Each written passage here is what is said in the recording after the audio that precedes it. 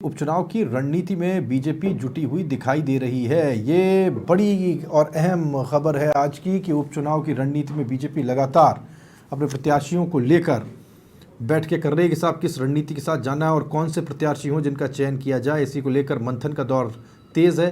प्रदेश BJP मुख्यालय में इसे लेकर के बैठक का दौर शुरू हो गया है। देवली, उनियारा और दौसा विधानसभा क्षेत्र पर चर्चा आज की जाएगी। प्रदेश अध्यक्ष मदन राठौड़, प्रभारी राधा मोहन अग्रवाल ये बैठक लेंगे। सह प्रभारी विजया राहटकर समेत अन्य पदाधिकारी भी इस बैठक में मौजूद रहेंगे।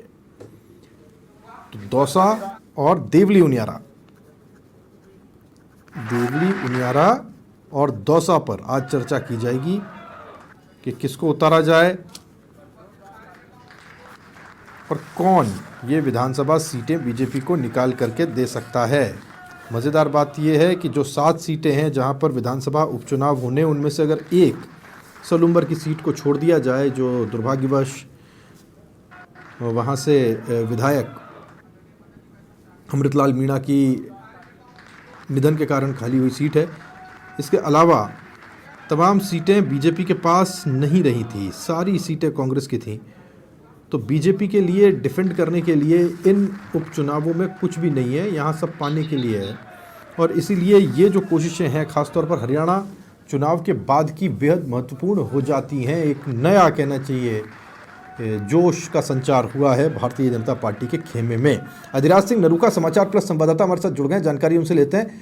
अधिराज, आपने जब आज इस मीटिंग को होते हुए या शुरू होने से पहले देखा, हरियाणा चुनाव का प्रभाव आज मनोविज्ञान पर या कॉन्फिडेंस पर बीजेपी नेताओं के दिखाई दे रहा था क्या? क्योंकि चर्चा शुरू हो गई कि साहब क्या करना है अब उपचुनाव में, किन किन को प्रत्याशी बनाना है। देखिए राहुल, हरियाणा विधानसभा चुनाव परिणाम से पहले तमाम इन नेताओं के, जो बीजेपी नेताओं के बयान थे, वो इस तरीके के थे कि वो हमेशा ये कहते थे कि खोने को हमारे पास कुछ नहीं है।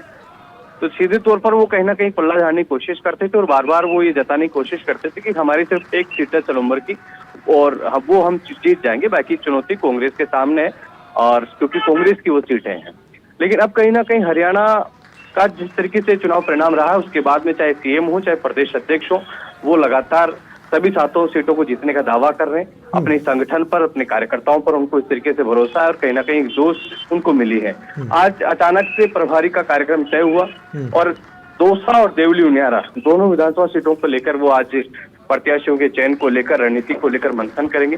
और किसी तरीके की सूचना नहीं दी गई और एक 22 गोदाम स्थित एक निजी होटल में भी बैठकों का दौर चल रहा है। पहले देवली उनियारा के तमाम जो वहाँ के जो पूर्व विधायक के प्रत्याशी रहे हैं, विधायक रहे हैं, जिलाध्यक्ष, पूर्व जिलाध्यक्ष, प्रमुख जो नेता है, उनके साथ चर्चा कर रहे हैं। उसके बाद में जो दौसा के नेता है उनके साथ चर्चा करेंगे और प्रदेश अध्यक्ष मदन राठौड़ और प्रभारी राधा मोहन अग्रवाल, सह प्रभारी विजया राहटकर मौजूद हैं और तमाम जो दोनों विधानसभा सीटों के जो प्रमुख नेता हैं, प्रमुख पदाधिकारी हैं, उनके साथ संवाद किया जा रहा है। क्योंकि अब कभी भी उपचुनाव के तारीखों का ऐलान हो सकता है। ऐसे में प्रत्याशी, कौन सा मजबूत प्रत्याशी वहां पर बीजेपी को जीत दिला सकता है। 2013 में दौसा में जीत मिली थी, लेकिन अब किस तरीके से वहां पर बीजेपी का फिर से कमल खिले, कौन सा वो प्रत्याशी है जो वहां पर जीत दिला सकता है। अलग अलग समीकरणों के साथ अलग अलग नेताओं से चर्चा की जा रही, सर्वे भी करवाए जा रहे हैं। लेकिन फिलहाल आज ये गुप्त मीटिंग, हमेशा भारतीय जनता पार्टी के प्रदेश कार्यालय में बैठकों का दौर चलता था, संगठन के लिहाज से कार्यकर्ताओं से, पदाधिकारियों से चर्चा होती थी, लेकिन आज होटल में ये बैठक रखी गई है और नेताओं के साथ उनके चर्चा की जा रही है, उनके सुझाव लिए जा रहे हैं और फिर उसके बाद में धीरे धीरे जो प्रत्याशी चयन का जो अंतिम निर्णय है वो लिया जाएगा। सर्वे भी करवाए जा रहे हैं, नेताओं से फीडबैक भी लिए जा रहे हैं, कार्यकर्ताओं से चर्चा भी की जा रही है, कई दावेदार भी हैं और कहीं ना कहीं एक बाहरी का और स्थानीय का भी एक बड़ा इश्यू रहता है दोनों ही सीटों पर, उसको लेकर भी कहीं ना कहीं है। तो अभी बैठकों का दौर है और आगामी दिनों में, क्योंकि कभी भी उपचुनाव की तारीखों का ऐलान हो सकता है, इसलिए बीजेपी अब दशहरे से, आज दशहरा का है, विजयदशमी का दिन है और आज से ही अपनी जो मजबूत रणनीति है उसको बनाने में जुट गई है। जी बिल्कुल। अब एक कहीं कहीं ये चर्चा थी कि अब राजेंद्र राठौड़ के बारे में इतना सुन चुके हैं कि कभी राज्यसभा चुनाव के वक्त बहुत ज़्यादा चर्चा थी, उसके बाद भी कि साहब ऐसा हो सकता है, वैसा हो सकता है, और अब उपचुनाव को लेकर के भी चर्चाएं हैं। और जिन सीटों का दरअसल जिक्र हो रहा है उन्हीं में से एक सीट को लेकर के, देवली उनियारा को लेकर के ये चर्चाएं कि हो सकता है राजेंद्र राठौड़ यहाँ से चुनाव देखिए, देवली उनियारा को लेकर खूब सारे नाम हैं। जो पहले बीजेपी के विधायक रहे हैं राजेंद्र गुर्जर, उनका भी एक नाम है, उनकी भी एक मजबूत दावेदारी है। और अभी हाल ही में जो फैसला चुनाव लड़े वहां से विजय फैसला, वो चुनाव हार गए थे, वो भी लगातार दावा कर रहे हैं। और अभी हाल ही में गुर्जर आरक्षण संघर्ष समिति की मीटिंग थी, उस दौरान भी उन्होंने हिंट दिए थे, अपनी सीधी तौर पर दावेदारी फिर से पेश की थी। विक्रम गुर्जर जो कांग्रेस से बीजेपी में आए हैं, वो भी अपनी मजबूत दावेदारी पेश कर रहे हैं। राजेंद्र राठौड़ को लेकर भी कई तरीके की चर्चाएं हैं। तो अब देखना ये है कि पार्टी अलग अलग तरीके से चर्चा करेगी, अलग अलग तरीके से वहां से लोगों के सुझाव जुटाएगी और जो कार्यकर्ताओं से और कह सकते हैं कि स्थानीय स्तर से जो फीडबैक आएगा उसके आधार पर प्रत्याशी का चयन किया जाएगा। लेकिन राजेंद्र राठौड़ को लेकर चर्चा शुरू से रही है, जब से वो चुनाव हारे तब से ये चर्चा थी कि राजेंद्र राठौड़ को पार्टी किसी न किसी तरीके से फिर से विधानसभा में भेजेगी। हालांकि लोकसभा में भी चर्चा चली, राज्यसभा में चली, लेकिन अभी देवली उनियारा को लेकर भी है। अगर हम सोशल साइट्स को देखें तो राजेंद्र राठौड़ के नाम से कई झुंझुनू के पेज भी बन चुके हैं। तो ये अपने अपने समर्थक और नेता अपने अपने स्तर पर कोशिश करते हैं।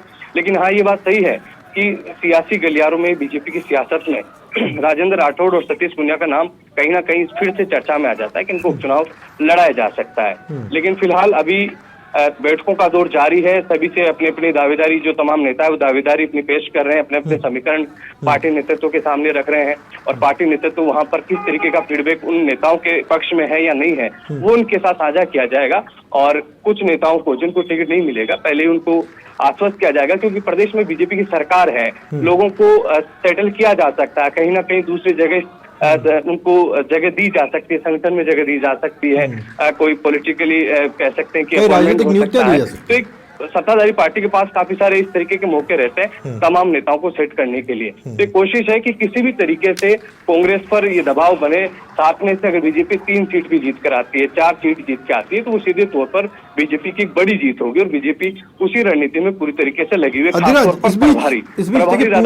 अगर दौसा की बात करते हैं, अधिराज दौसा की बात करते हैं, तो आपको लगता है कि एक और मौका है भारतीय जनता पार्टी के पास में?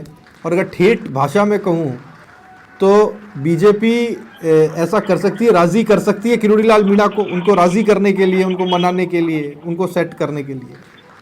देखिए, किरोड़ी लाल मीणा की बात की जाए तो उनके जो भाई हैं जगमोहन मीणा, उनका नाम सबसे मजबूती से चल रहा है और उनका नाम दोनों पार्टियों को लेकर ही चलता है। लेकिन खासतौर पर क्योंकि किरोड़ी लाल मीणा खुद बीजेपी में है और वो खुद भी लगातार जब विपक्ष में रहे थे, किरोड़ी लाल मीणा की पार्टी जब बीजेपी विपक्ष में थी, तो एक बड़ा मूवमेंट हुआ था जब उनके साथ पुलिस के साथ कोई घटनाक्रम हुआ था। तो उस पूरे आंदोलन को जब बीजेपी मुख्यालय से शुरू हुआ था तो उसको जगमोहन मीणा ने लीड किया था।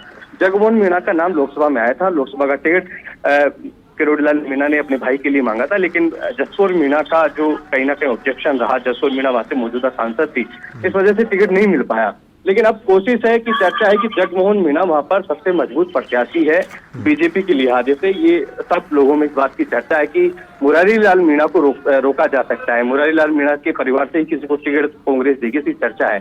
अगर जगमोहन मीणा को बीजेपी टिकट देती है तो दौसा में कह सकते हैं कि कांटे का टक्कर हो सकती है, नेक टू नेक फाइट हो सकती है। ऐसी स्थिति में जगमोहन मीणा सबसे ज्यादा चर्चित नाम है दौसा विधानसभा सीट को लेकर। और किरोड़ी लाल मीणा की जिस तरीके से संगठन और पार्टी के प्रति नाराजगी है, जिस तरीके से उनका जो एक विपक्षी रवैया है वो देखने को मिल रहा है, तो निश्चित तौर पर कहीं ना कहीं किरोड़ी लाल मीणा को साधा जा सकता है उनके भाई को टिकट देकर। लेकिन इसके पीछे भी खूब सारी चीजें हो जाती है। किरोड़ी लाल मीणा खुद विधायक है, उनके एक भतीजे विधायक है, और फिर भाई को देना ही कहीं ना कहीं पार्टी के लिए एक चुनौती भी हो सकती है और कहीं ना कहीं एक कह सकते हैं कि कार्यकर्ताओं में कहीं नाराजगी हो जाए, इस तरीके के असंतोष के स्वर भी पैदा हो सकते हैं। इसलिए बीजेपी को काफी कुछ हद तक इस पर मंथन करना पड़ेगा और सबके जो सुझाव फीडबैक आएंगे उसके आधार पर ही फैसला लेना होगा। दौसा काफी महत्वपूर्ण है, दौसा की राजनीति किरोड़ी लाल मीणा बहुत ज्यादा प्रभावित करते हैं, उनको साधना भी जरूरी है और कहीं ना जगमोहन मीणा को टिकट दिया जाता है तो स्थानीय स्तर पर विरोध भी हो सकता है, क्योंकि एक ही परिवार से 3 लोगों को विधायक का टिकट देना ये भी पार्टी के लिए बहुत बड़ी चुनौती खड़ी हो जाएगी। इसलिए बहुत बारीकी से, संवेदनशीलता से प्रभारी लगातार सब लोगों से चर्चा कर रहे हैं। किरोड़ी लाल मीणा को गुड फेथ में लेकर ही कुछ इस तरीके का निर्णय किया जाएगा। लेकिन अभी शुरुआती दौर है, लेकिन फिर भी दौसा को लेकर अब तक 3 से 4 बैठकें हो चुकी है। प्रभारी जब से आए, प्रभारी खुद मीटिंग ले चुके हैं, मदन राठौड़ ले चुके हैं और आज प्रमुख नेताओं के साथ मीटिंग है। तो निश्चित तौर पर कह सकते हैं कि उपचुनाव की तारीखों का ऐलान अब कभी भी हो सकता है, इसलिए बीजेपी पुरजोर तरीके से उपचुनाव में जुट गई है। जी बिल्कुल, बहुत शुक्रिया आपका इस जानकारी के लिए। अधिराज सिंह नरूका, समाचार प्लस संवाददाता, जानकारी हम तक पहुंचा रहे थे। 22 गोदाम जयपुर के एक निजी होटल में ये महत्वपूर्ण बैठक चल रही है। अचानक इस बैठक का कार्यक्रम शेड्यूल हुआ और देवली उनियारा और दौसा को लेकर उपचुनाव को लेकर रणनीति बनाई जा रही है।